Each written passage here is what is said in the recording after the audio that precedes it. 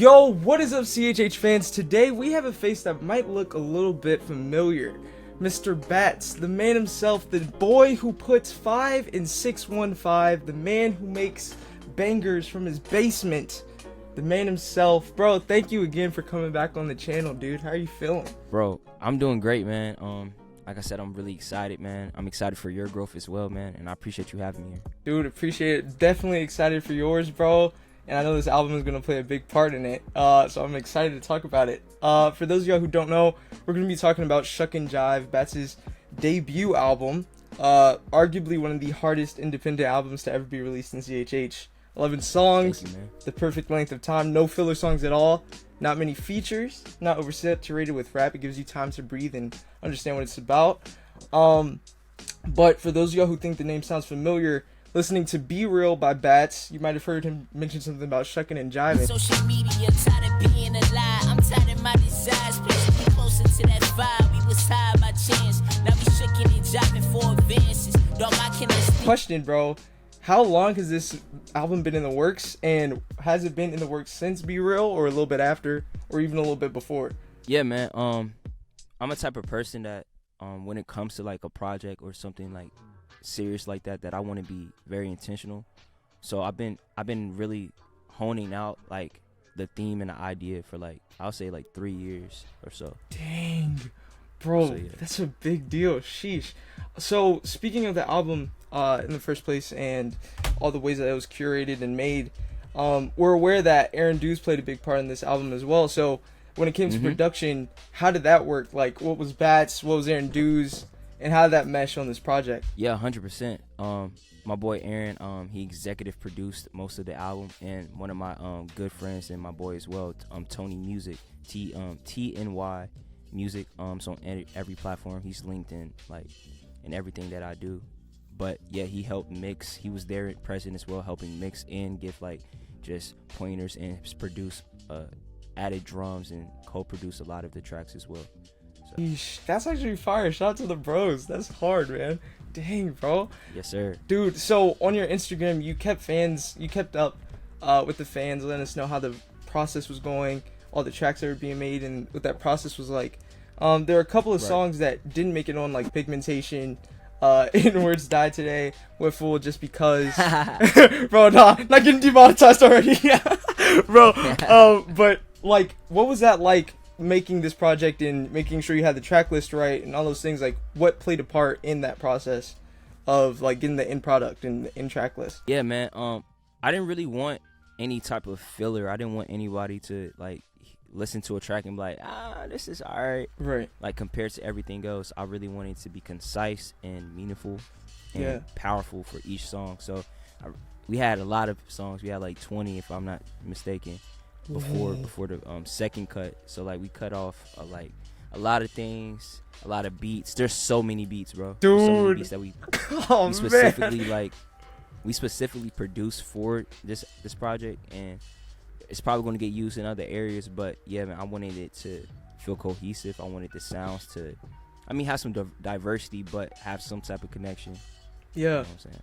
Yeah, no, that makes total sense, bro. I think y'all did that perfectly. Obviously we're gonna get into that later, but I feel like y'all executed that so well.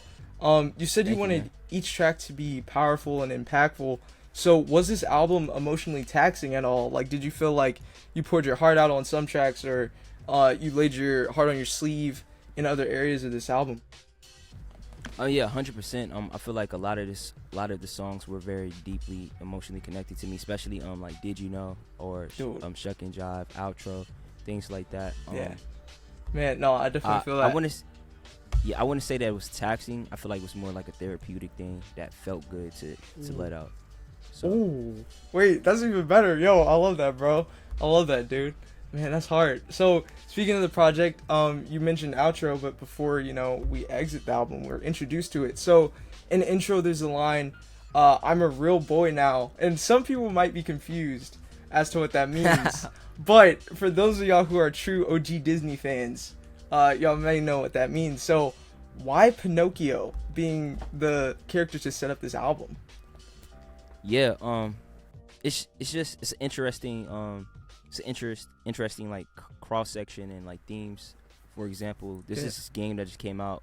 I wouldn't say just came out, but within the last year, called Liza P.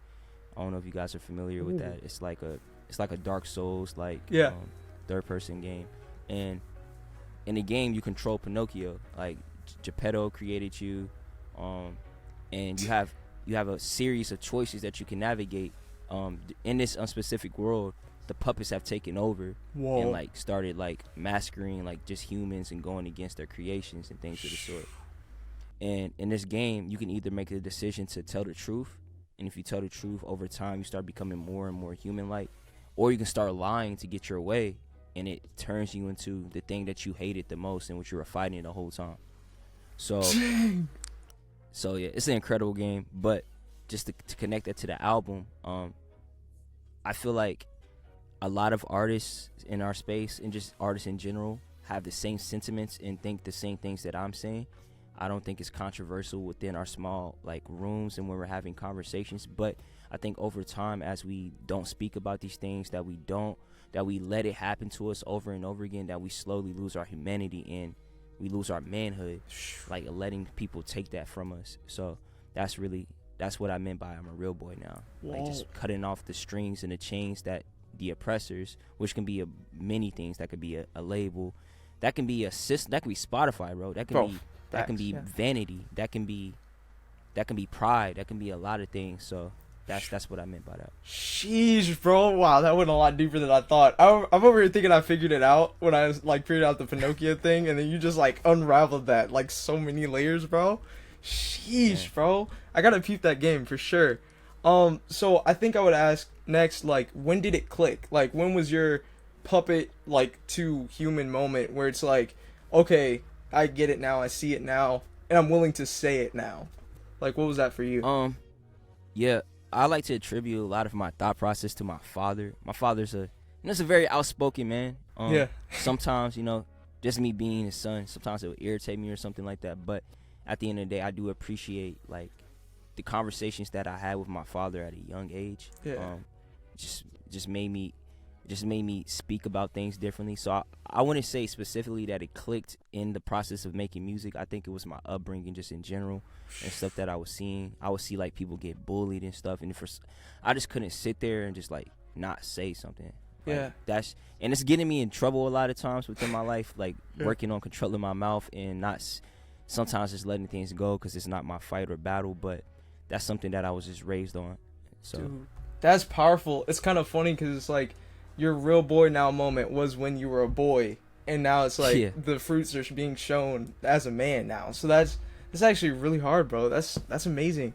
For those of y'all who don't know, I would say I'm kind of a nerd when it comes to like cover arts and album arts and things of that sort. There's this Instagram page, if y'all aren't aware, make sure to go follow it. Click to official. I hope I'm saying that right. If I'm not mistaken, he made the art, but if you look on I believe one of his carousels, there's an art at the end where you're actually the puppeteer. So why did that change from you being the puppeteer to becoming the puppet in the final art? So I had the idea, and shout out to Cole, shout out to Clickta. I had the idea for the art piece, and I was actually speaking to CINEMADDOX Garrett about it like 2 years ago, I believe.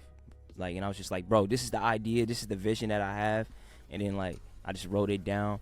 But just to be honest with the specific piece with the puppet, it's not even that deep. We were just using it to like as a placeholder to like so we can get the framing right. But it was something cool. I have it literally sitting in my room upstairs, and it be scaring my little sister sometimes. Bro, I feel that. Yo, I don't know what it is about dolls, but they're so creepy, bro. They're so creepy, dude. Yeah, it's a little creepy. Dude, that's funny. No, but I love that, dude. That's a great story. I feel like it portrays the like vibe of the album very well, dude. It's hard, bro. It's hard. Thank you, man. But obviously, like you were saying, and like we were just talking about, you in the cover art are the puppet, but the second track is also Kill Battz. And like I think for some people being introduced to your music or to the album, they're like, wait, I'm just getting to know him. Why is he getting killed in the second track? Like, what's going on here? Right. But for those who choose to listen, one of the lines you say is the things that I'm saying gonna make him want to kill Battz. Right. And basically you said you ain't gonna put on a chain, so make sure you get in a room. Is that a double entendre? Or are you implying like you have to change your appearance, or you're not going to be a slave to the industry within that track. Right. Yeah, it's more of like a double entendre where like metaphorically speaking, like the chain of like people controlling you, making you do things. But there's a common trend within our hip hop culture of like when people are getting signed to some of these majors and these labels, and oh man, bro, we got you the 4PF chain right here, man. You part of the group now, like you in this thing. Right. Like I'm not saying I've been in situations like that specifically, but me just living in Nashville in Music City, I get encountered by a lot of people in higher places, and the conversations and things that they're trying to navigate and have with me are predatory. They're just 100% predatory. Sheesh. So wow. yeah, so that's mostly what I was talking about. And like I've burned some bridges, I'm not gonna lie. Yeah. Like, no, I burned that. some bridges, dude. like of things that I've said. So yeah, in these areas, in these rooms. So that's real. Is it okay to ask for a more in-depth, like what is it, dive into that? Like, when you mean they're predatory, are they coming at you with offers that seem like they can't be denied, or like what does that look like? Yeah, so these companies, something that I'm turning my phone off. Something that they love to do is they court you. Like, it's like a relationship. Right. Like, we're finna show you the studio, we're finna show you this room. Like, I'm a young kid. Most people my age is gonna be like, oh my gosh, right, like, this looks amazing. They feed you, they give you merch, they show you around town, they introduce you to all of the major people. They might show you to major artists, they might show you to like a big A&R. They might bring you around these people. For specifically my situation, they were bringing me around like radio heads, like people I used to watch and look up to and be around. So like especially like, this is the expression that my dad has told me when I was younger. It's like, don't let anybody put a sheet over your head. Essentially, like they will be doing something crazy, like outrageous, but like maxing it with whatever as in our undeveloped minds might look good to us. Right. So that's basically what I was saying. Like these labels and companies, they love to court and gas up, build personal rapport. Like even just some of the terminology, they're very intelligent. Like basically insinuating, trust me, man, we got you covered. Don't read this type of. No one specifically said that. Yeah. But it's being alluded to, and then when I press back, all right, I'm gonna take it to my lawyer. I'm gonna take it to this. Then it's like, oh, bro, well, we got you don't have to do that. Wait. It's like, yeah. So this is wild. Yeah. That's wild, bro. And I got a problem. I'll call it out when I see it too. So they don't like me. No, bro. I feel that, dude. That's hard. Wow.